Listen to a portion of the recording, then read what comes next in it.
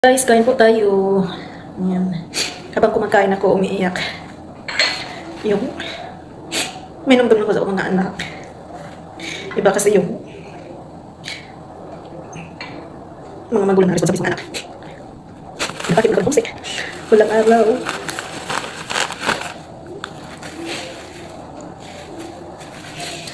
Kahit na malaki na yung anak ko, pero nandiyan pa rin yung pagmamahal. Hindi naman yung makakalimutan yung mga pagmamahal natin sa mga bata.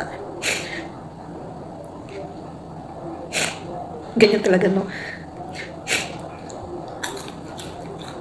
Lahat. Anong pilit mo sa sarili mo? Maging masaya.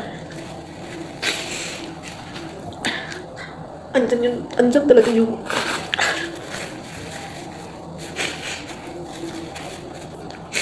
ito lang yung ano ko, French fries.